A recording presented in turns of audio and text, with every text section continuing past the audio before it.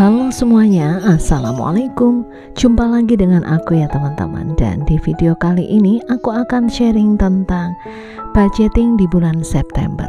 Dan yang penasaran dengan videoku kali ini, simak hingga akhir ya. Terima kasih. Aku ucapkan terima kasih kepada teman-teman yang selalu support channelku hingga detik ini. Semoga teman-teman selalu sehat, selalu semangat, dan selalu sukses. Amin ya robbal alamin. Dengan mengucapkan bismillahirrahmanirrahim ya teman-teman, semoga keuangan kita di bulan September ini mengalami satu perubahan yang baik ya untuk kita dan untuk keluarga tentunya. Dan untuk tema bulan ini aku mengusung tema daun-daun kering ya, daun-daun dari buah anggur tapi dengan nuansa coklat. Dan apapun itu nggak terlalu penting ya teman-teman. Yang penting adalah kita punya semangat untuk memperbaiki budgeting kita atau perencanaan kita dalam hal keuangan demi keuangan yang lebih baik ya teman-teman. Oke teman-teman, dan sharingku ini tidak ada unsur untuk ria ataupun pamer kepada teman-teman ya. Pokoknya apa yang aku share ini semoga ada sedikit manfaat yang bisa diambil ya teman-teman. Jadi aku sendiri merasakan ketika aku sekarang mulai menerapkan budgeting dan perencanaan keuangan ini, alhamdulillah lebih baik ya teman-teman. Yang tadinya aku mungkin bisa dibilang konsumtif, boros gitu ya, jujur sekarang udah lebih mikir 100 kali untuk melakukan sesuatu hal yang terutama dalam hal membeli suatu barang ya teman-teman. Jadi kalau memang barang itu nggak terlalu aku butuhkan, aku insya Allah udah bisa memilih mana yang butuh banget dan mana yang enggak.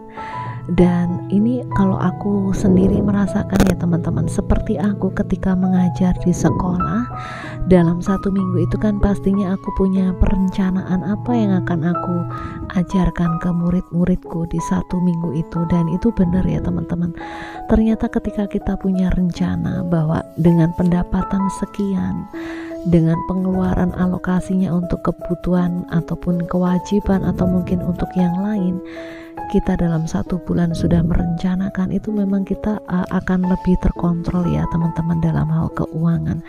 Jadi kita mikir-mikir lagi, kalau kita mau ngambil uang yang untuk belanja bulanan, berarti siap-siap aja untuk belanjanya mungkin akan ada masalah ya, mungkin dari kebutuhan yang terpenting misalnya beras ataupun susu gitu ya. Terus kalaupun memang kita mau ngambil untuk dana SPP anak ya, berarti konsekuensinya ketika anak-anak nanti ujian itu nggak akan mendapatkan kartu. Jadi dengan menggunakan budgeting seperti ini sih yang aku rasakan kita lebih berhati-hati ya teman-teman ketika kita membelanjakan uang untuk membeli suatu barang ya teman-teman.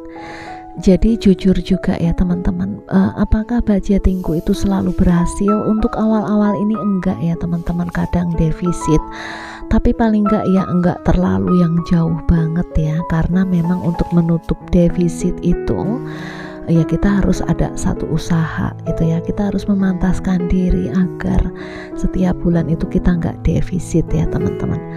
Nah, masa dari sekian usaha yang kita lakukan, misalnya kita berjualan atau mungkin berdagang atau mungkin menawarkan beberapa contoh jasa ya ke teman-teman kita atau saudara, masa iya dari sekian banyak usaha yang kita lakukan nggak ada yang berhasil gitu ya?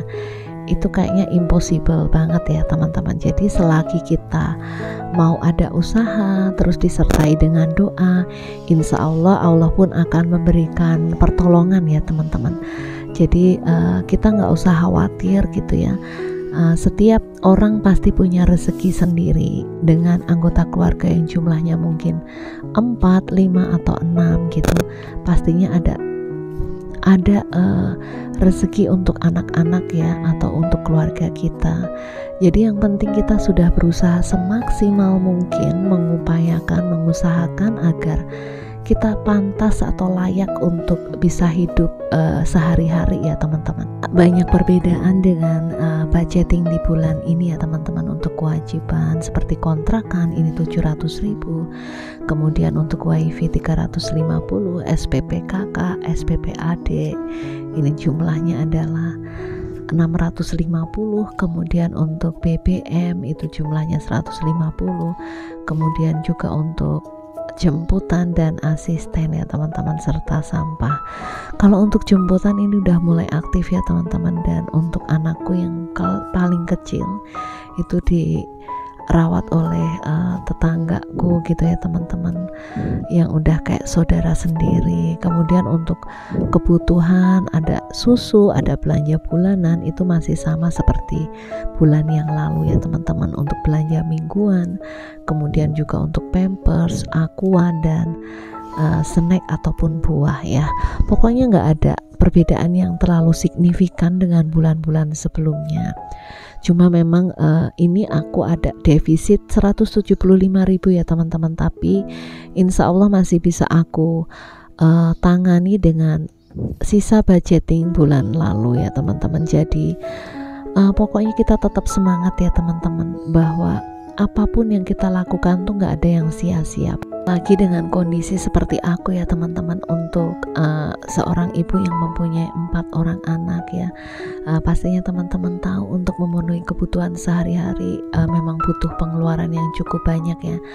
Apalagi memang aku juga masih ngontrak ya, tapi mohon doanya ya teman-teman, semoga atas berkat doa dari teman-teman semuanya, karena kan kita nggak akan pernah tahu doa mana yang akan dikabulkan gitu ya.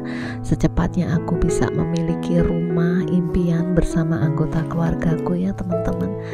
Jadi apapun yang terjadi kita jalani dengan keikhlasan hati ya, karena setiap orang kan ujiannya tidak sama ya teman-teman. Mungkin ada orang yang diberikan rezeki yang lebih, tapi mungkin dari segi masalah anak Allah belum mengabulkan ya.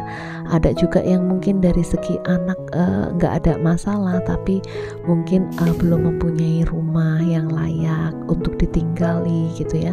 Pokoknya setiap orang punya ujian sesuai dengan kemampuan hambanya. Jadi untuk teman-teman semua sama-sama semangat ya teman-teman. Dan ini untuk anggaran sinking fund, untuk rumah, dana darurat, tabungan, ini juga udah aku budgetkan ya teman-teman, termasuk untuk tambahan yang berupa family time dan gift. Jadi ini nanti pastinya untuk totalnya kan memang lebih dari pendapatan yang aku dapatkan ya. Jadi memang nanti insya Allah ada solusi yang bisa menutup kekurangan di bulan ini. Pokoknya kita yakin dan percaya kepada Allah bahwa Allah akan memberikan rezeki kepada kita dan mendatangkan rezeki dari tempat yang tidak kita sangka-sangka. Dan kita harus yakin juga bahwa pokoknya apapun yang kita lakukan, niatkan segala sesuatu itu ibadah kepada Allah, dan senantiasa bersyukur dengan rezeki seberapapun yang kita terima ya teman-teman. Oke teman-teman, dengan mengucapkan Bismillahirrohmanirrohim ya, kita yakin dan percaya bahwa Allah akan mencukupkan rezeki bagi setiap hambanya di dunia ini. Semoga sharingku kali ini bisa memberikan manfaat untuk teman-teman. Ambil yang baik, buang yang kurang baik. Dan semoga teman-teman juga diluaskan rezekinya dan diberikan keberkahan dan senantiasa dalam kesehatan. Dan untuk teman-teman yang belum subscribe, mohon dukungannya untuk memberikan like, komen, dan subscribe-nya ya. Sampai berjumpa di video selanjutnya.